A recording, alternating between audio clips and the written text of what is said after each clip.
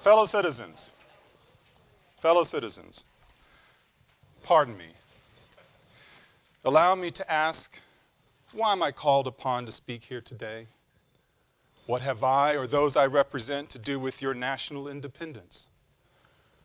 Are the great principles of political freedom and of natural justice embodied in that Declaration of Independence extended to us?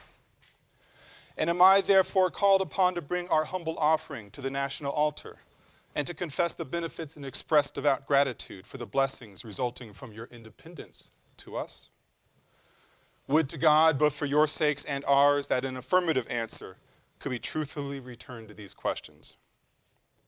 But such is not the state of the case. I say with a sad sense of the disparity between us, I am not included within the pale of this glorious anniversary. Your high independence only reveals the immeasurable distance between us. The blessings which you, this day, rejoice are not enjoyed in common. The rich inheritance of justice, liberty, and prosperity and independence bequeathed by your fathers is shared by you, not by me. The sunlight that brought life and healing to you has brought stripes and death to me. This 4th of July is yours, not mine.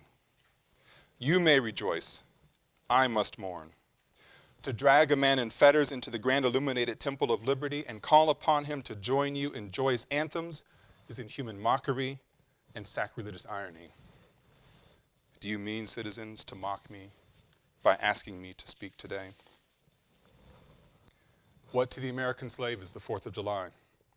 I answer, a day that reveals to him more than all other days in the year the gross injustice and cruelty to which he is constant victim. To him, your celebration is a sham. Your boasted liberty, an unholy license. Your national greatness, swelling vanity. Your sounds of rejoicing are empty and heartless. Your denunciations of tyrants, brass-fronted impudence. Your shouts of liberty and equality, hollow mockery. Your prayers and hymns, your sermons and thanksgivings, with all your religious parade and solemnity, are to him mere bombast, fraud, deception, impiety, and hypocrisy. A thin veil to cover up crimes which would disgrace a nation of savages. There is not a nation on the earth guilty of practices more shocking and bloody than are the people of these United States at this very hour. Go where you may, search where you will, roam through all the monarchies and despotisms of the old world, travel through South America, search out every abuse, and when you have found the last, lay your facts by the side of the everyday practices of this nation, and you will say with me that for revolting barbarity and shameless hypocrisy, America reigns without a rival. Welcome to class.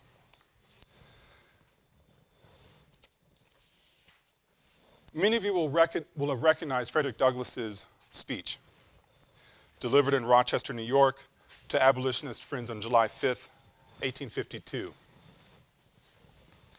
Douglass was invited by his friends to come to Rochester on July 4th to talk about the meaning of freedom, the meaning of liberty, the meaning of this great country. These were his friends. He refused to come on July 4th for the reasons that you've certainly heard in this excerpt. And this is a 3-hour-long speech I spared you 2 hours and 58 minutes of. It's a brilliant speech. But he refused to come on July 4th because to talk about independence and liberty to a person who emancipated himself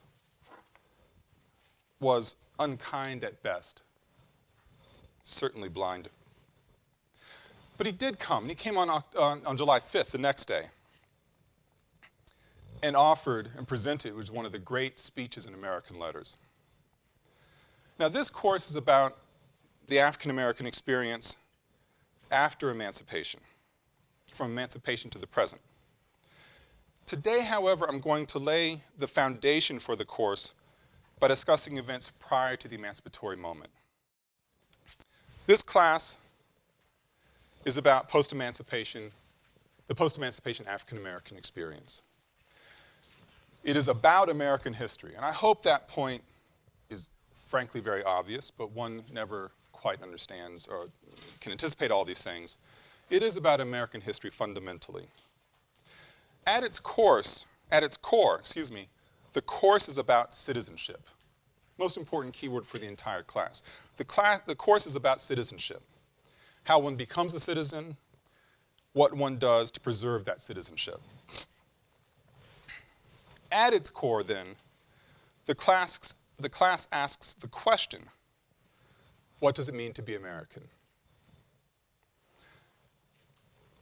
Now, I will ask this question explicitly a few times in the class, but implicitly it is woven through so much of what I'm going to be talking about. What does it mean to be American? Now, we started today talking about, or listening to an excerpt of Douglas's famous oration from 1852. And I want to move backward even further, another 80 years or so, going from a rather well-known document and a quite famous individual to a rather unknown document and to someone who is essentially lost to history. I want to talk about events in the 1770s. One quick tangent, though. When I was about 4 or 5 years old, living near Concord, Massachusetts, my mother would take me on field trips. She'd try them out on me before taking her first and second graders. And one day she took me to Minuteman Park. Has anybody been to Minuteman Park? It's beautiful, right? It's gorgeous. Anyway, the site of the start of the Revolutionary War. So I'm, with my 4 and 5-year-old attention span, listening to the tour guides walking through these beautiful fields and meadows. Afterwards, we're driving on a country road, and I point to these stone walls. I said, Mom, those are like the walls the Minutemen hid behind from those stories. She said, Jonathan, those are the walls. I was 4 or 5 years old. I mean, I was not really thinking in grand historical terms. I mean, life did not exist beyond my 4 or 5 years as far as I understood it. But at that moment, I sort of was astonished that these stories, these fun little stories I've been hearing for the past hour or so, whatever it was in the tour, were actually true. That something existed beyond my own existence on the planet. Looking backwards, I'd like to think that that's when I became a historian, although I would try to be an orthopedic surgeon and then a lawyer. That stopped after a couple weeks in college. But I can look back and think that I learned something that day, that there was something about something larger than myself around me. Near Concord, near the Minuteman Park, there's also a cemetery. And at that cemetery, there's a headstone. My mother didn't take me on this field trip. We went with other people and did charcoal rubbings of headstones in Concord cemeteries. The story behind this headstone is where I want to start this course, really. It's a story about a man named John Jack. It's a story about an individual who certainly understood very well about a sense, the existence of forces much larger than himself, determining his life.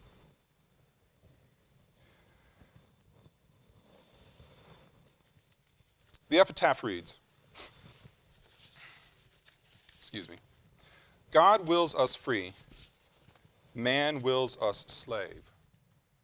I will as God wills, God's will be done. It's the opening lines. I know it's a little bit tough to make out. It's on the course website, by the way, the first week. God wills us free, man wills us slave. I will as God wills, God's will be done. Here lies the body of John Jack, a native of Africa who died March 1773, aged about 60 years. Though born in a land of slavery, he was born free. Though he lived in a land of liberty, he lived a slave. Till by his honest though stolen labors, he acquired the source of slavery, which gave him his freedom. Though not long before death the grand tyrant gave him his final emancipation and set him on a footing with kings. Though a slave to vice, he practiced those virtues without which kings are but slaves. It's a remarkable document. My mother did this stone rubbing of the head, charcoal rubbing of the headstone, had it framed, it hung in my family's house. I walked past this image for about 15 years before I actually read it. I'm not saying the guy was bright. I look at the opening lines, about 19 or 20 years old, and I'm floored. God wills us free, man wills us slave. I will as God wills, God's will be done. It's astonishing. A couple years later, I'm heading to grad school. And I look at the headstone again, and I'm thinking grand thoughts about going to study American history. And I start reading the epitaph all over again, and I start seeing all these connections, these dualisms, God and man, freedom and slavery. And so I decided to acquire the headstone. I took it from my parents' house. I told them about it once I had it on my wall in my apartment, grad school. Through my mother's good graces, I still have it. It hangs above my computer. It's always with me. It is something of a totem. Now, the story about John Jack, I think, is even more interesting than the headstone.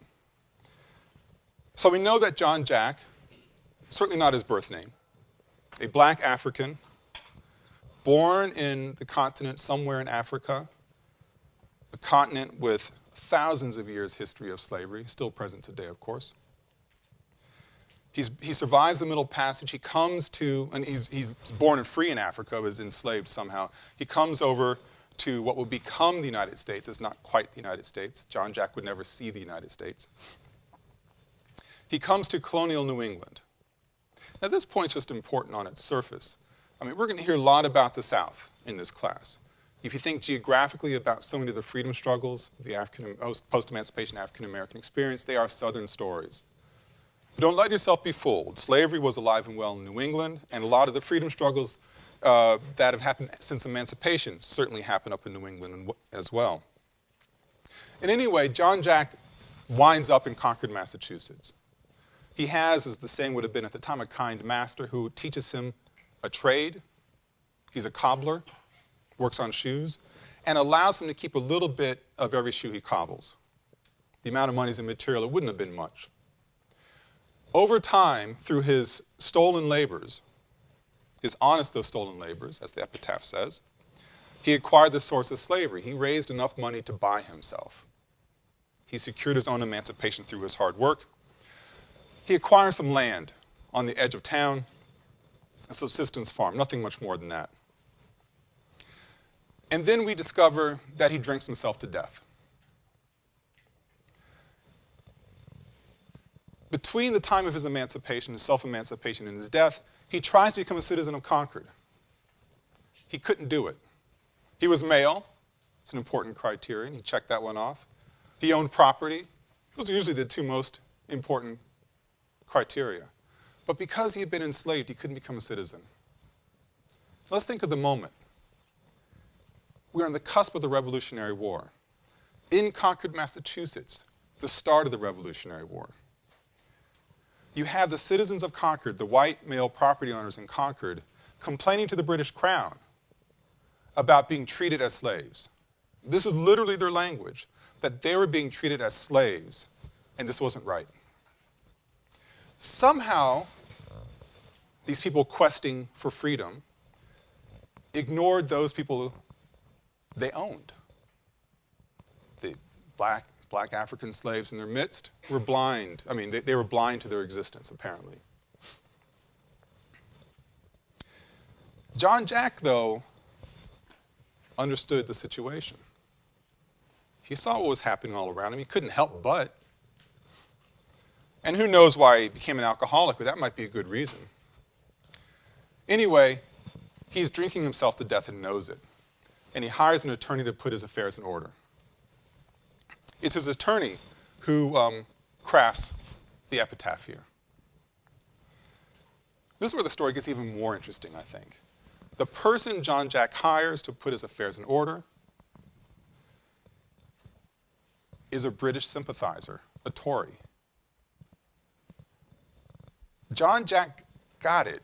He was going to hire him, almost like he's thumbing his nose post-mortem. He wasn't going to be allowed to be a citizen, despite his freedom, in an area that's fighting for freedom, claiming that they weren't citizens, they were slaves, in fact, when they certainly didn't know slavery like he knew it. John Jack understood something fundamental about what would become the United States of America. pretty soon, in fact. And the fundamental thing he understood is that you could not understand freedom, that thing that is at the bedrock of what this country is about. You could not understand without understanding slavery. Freedom and slavery were intertwined. Intertwined for the citizens on the ground, intertwined people like John Jack, Frederick Douglass, of course, and others after. You could not separate the denial of freedom from the quest of freedom. That's why the citizens of Concord knew it was so important. They may not have wanted to have John Jack be a citizen, but they didn't want to be like him.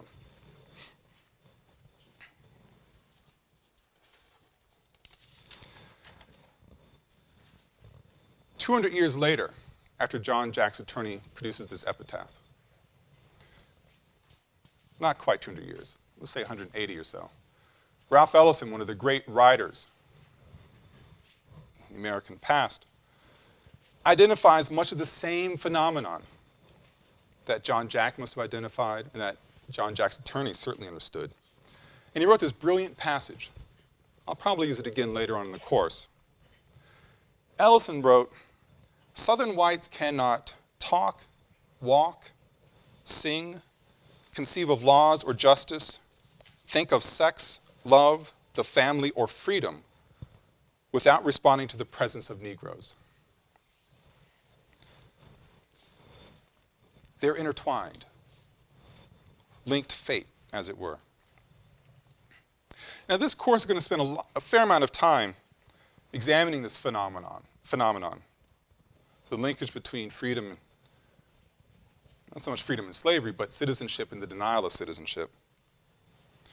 And we're going to spend time investigating how this challenge, this problem, this tension, can be located in unexpected places.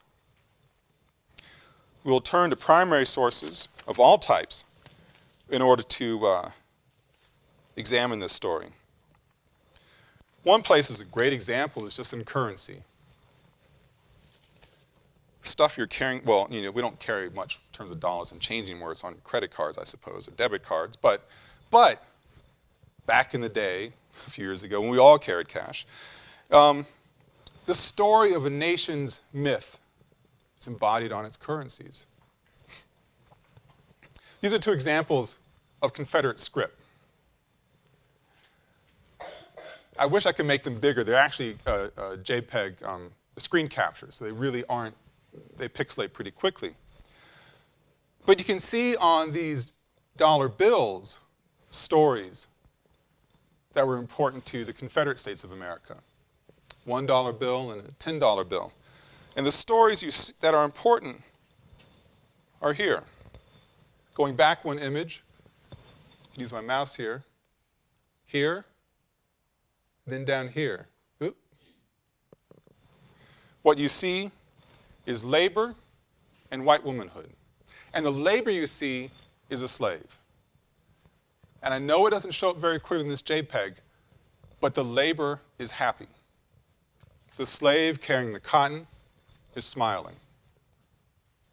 On the other bill you have white womanhood. You're going to see this is quite a fascinating trope in American history, Southern American history. The exalted white woman, especially as it pertains to black men, with tropes of violence and danger and sexual predation woven throughout that dynamic. So on the money that Confederates were handing to one another to exchange goods, you have happy labor, you have exalted white womanhood. Notions of who belongs, the myths that form our nation states are all around us. They're on the money that we carry. We're going to look for stories like this in all manner of places. And through looking at these stories, we're going to see that the post-emancipation African American experience is several different types of histories. It's a history of political struggle, no doubt. An image here of black women voting, the 1950s, I believe, from the same night. And the history behind an image like that is filled with all kinds of political struggle. that you certainly have at least a slim awareness of, glimmer of awareness of. But on the same night, in the same district, that struggle is embodied by this. The risks she took in voting were risks that involved her life. It's a history of political struggle in this country. Certainly a history of social protest as well. You have here an image of women from a group called the National Association of Colored Women, the upstanding women of the race, and I use that in quotation marks for reasons we'll understand in a few weeks. Not that they weren't upstanding, but it's a very loaded phrase on purpose. Marching at the White House in this case to protest the lack of an anti-lynching law.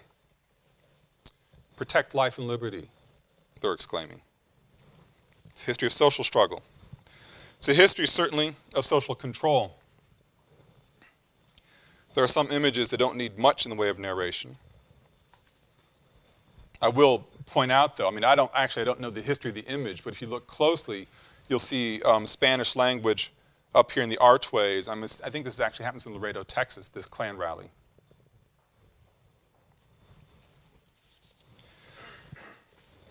It is also a history of cultural celebration. We'll spend a few lectures doing occasional close readings of important icons, images, sound clips, movie clips, in fact, from the post-emancipation African-American experience. This is one image of a series of paintings by the artist Aaron Douglas. I'm not going to go into it now because I will go into it in about a month and a half, I think. But I will tell you that in this history of cultural celebration, the images that we'll be seeing are complicated, deeply loaded with many different stories in the same spirit of John Jack's epitaph. The stories are in this image here, and I'll explain it in more detail as we get to it. It's also a history of powerful relevance today. We are being trained, people are trying to train us, to talk about this moment as being a post-racial moment. I actually think it couldn't be anything further from the truth. The election of Barack Obama, excuse me, I got ahead of my notes, one section here. History of powerful relevance today for many of its political and cultural symbols. Prior to the election of Barack Obama, you have battles over flags, state flags. This is the state flag of Georgia. Had been the state flag of Georgia. Flying above the Capitol, on license plates, you name it. The Confederate battle flag, as many of you know, is a powerful symbol of, depending on your perspective, tradition and heritage, or violence and degradation. There's not much gray area when it comes to the battle flag. As NAACP organized protest about the flying of something with the Confederate flag and state property, and Southern legislatures refused to back down. Interestingly enough, the NFL, the National Football League, has done incredible work in getting rid of the symbols and markers of a segregated past for fear of threatening boycotts, removing the Super Bowl from, say, Atlanta because of the Confederate battle flag. And in fact, doing something like this in Arizona over the fact that Arizona did not recognize Martin Luther King Day as a state holiday. The battle ensues over these flags in Georgia, and one option is going to be this flag that incorporates all the different flags from Georgia's past, and this is the final cleaning up, as it were, of Southern history. Now, it's a history of powerful relevance today. This is a handful of years ago. Moving to more local events in history, we can think now about the election of Barack Obama. 2 years ago, when I was teaching this class, Obama and Clinton were heading into the Democratic primaries, and I'll confess, I thought Hillary Clinton had this thing locked up. And then this young senator from Illinois goes on a historic tear. And as I'm giving the lecture course, I'm like, wow, I've got to rewrite the end of my class. And And then during that election campaign, there was the Reverend Wright scandal, and Barack Obama's famous speech in Philadelphia during spring break, which I really had to rewrite the end of my class. After the class is over, he goes and gets elected. Some of you were here for that moment. This is a screen capture from the Yale Daily the next day after Obama wins the election. There's a moment here of the student carrying one of the iconic images in the Obama campaign about hope and a suggestion of a new day. And again, the suggestion of a post-racial day. Now, I don't want to deny the fact this is an historic election for all manner of reasons, whether it was Hillary Clinton who won or Barack Obama who won. If a Democrat was to win, is going to be historic. I don't want to minimize that. But I also don't want to buy into the fact that simply because the nation has elected a president who is ostensibly black, and I say that very purposefully. We think about racial coding as we get later on in this course, you'll understand better why I say ostensibly black. I don't put any political meaning in that phrase, by the way. I'm not trying to either prop up or push down Barack Obama's racial affiliations. But electing a president who's ostensibly black, the nation healed itself. It found a way to get past its ugly histories and its scars. It was a better place. It was a more perfect union. It was post-racial. But really, was it? Let's think more locally. Let's go back to Confederate scrip. As it happens, I've been showing the other Confederate scrip for years. And about a year ago, I discovered that somewhere in the last couple of years, Yale bought a huge collection of Confederate scrip. It now has the largest collection in the world of Confederate scrip. Just one of these things. It's actually, they are beautiful documents. I mean, beautifully constructed. So I went up to the numismatic. It's one of the words you don't want to flub, but I just did. Collection at Sterling Library. And looked at the Confederate scrip. And I was floored when I saw this image. I'm like, can you scan this for my purposes, please? You have Happy Labor. You have Lady Liberty. This is Happy Labor. You have this man. Those of you who know the residential college system at Yale, which is all of you, will know that one of them is named Calhoun College. You'll know I'm the master of Calhoun College, but I think it's just humorous and it's nomenclature. Certainly, this is John C. Calhoun, one of the great men of Eli, as the Yale Corporation fought through the naming of the residential colleges, the first 7, back in 1931 and 32. They wanted to name the colleges after the great sons of Eli, excuse me. And they wanted, the greatest Yale alum in the world of arts, in the world of letters, in the world of politics, and so on. And they decided that John C. Calhoun, an important person, there's no doubt about it, Vice President of the United States, powerful senator from South Carolina, still revered in that state as one of its great heroes. They decided that John C. Calhoun was their greatest alum. There is no financial connection from the name or the family to the college, but this is the logic of 1932-33 Yale Corporation. John C. Calhoun was the architect, although he did not live to see the Civil War. He was the intellectual architect for secession. He believed in states' rights, an important theme of this course that we'll be talking in much more detail about later on. And he certainly did not believe that slaves were fully equipped to handle the rigors of civilization. It may sound like kind of a strange sentence construction. They weren't ready to handle the rigors of being civilized. But this is the language of the day.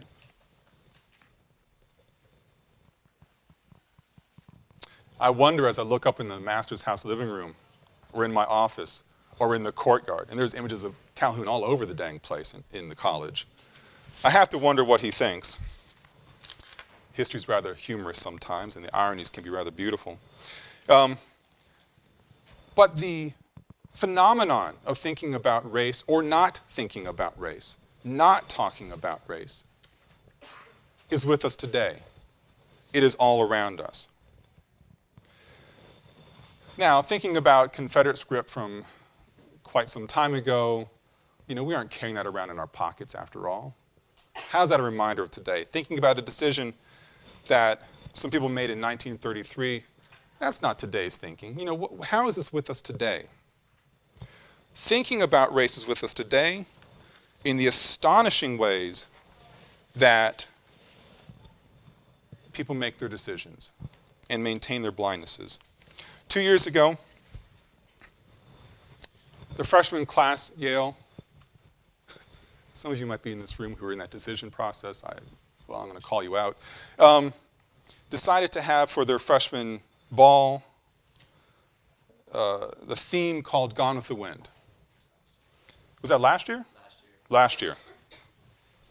Well, let's just say when I heard word of this decision, I thought it was a very curious decision. I discovered the more sort of immature, sexually prurient reasons for calling it Gone with the Wind. I won't get into those now. But I also know that people thought it would be nice. They're aware that the movie Gone with the Wind is complicated. They thought it would be nice to get dressed up in ball gowns in the cotillion style and go to Commons and have a wonderful time. The blindness, though, astonished me. Getting dressed up for a cotillion might sound lovely. Yaleys can make amazing costumes. But was that really Southern history? Was that really what happened? Was that what it was all about? You need to understand, as I was telling the students when I was raising my concerns about this, that in many places where you had this plantation society, people dressed up for cotillions, occupying buildings built by slaves, in many of these places, most of the people were black. Gone with the Wind kind of erases this history, doesn't talk about it. And the notion that some of the most educated people in the world would fail to understand the connection or the lack of connection with Gone with the Wind to our lived experience is rather breathtaking and rather depressing. So I decided in my next lecture, that is a teaching moment, and read a poem called Southern History with the great poet Natasha Trethewey, who was here last semester, actually. Professor Trethewey says this: "Before the war, they were happy," he said, quoting our textbook. This was senior year history class. "The slaves were clothed, fed, and better off under a master's care." I watched the words blur on the page. No one raised a hand, disagreed. Not even me. It was late. We still had Reconstruction to cover before the test, and luckily, 3 hours of watching Gone with the Wind. History, the teacher said, of the Old South. A true account of how things were back then. On screen, a slave stood big as life, big mouth, bucked eyes. Our textbooks grinning proof. A lie my teacher guarded. Silent. So did I. Now, the purpose of my class is not to stand silent, and I hope that you will take with you that same determination. This is a local history, after all. You live in it, whether you live in Calhoun or whether you happen to live in Davenport and Pearson colleges, where 2 years ago, this was spray painted on the walls outside the dining hall. Nigger school. Now, I don't think anybody from Yale spray painted this, or drama fags across the way at the School of Drama. I don't think for a second anybody at Yale spray painted this. But even though we are at Yale does not mean that we are not in New Haven. Even though we are at Yale does not mean that we are being fed by a population that comes from a dramatically different set of resources than we do in a highly segregated, de facto, to be sure, desegregated workforce. It is around us, we are subsumed in it, and it is our obligation to learn this history, lest we repeat it. Thank you very much, and I'll see you on Wednesday.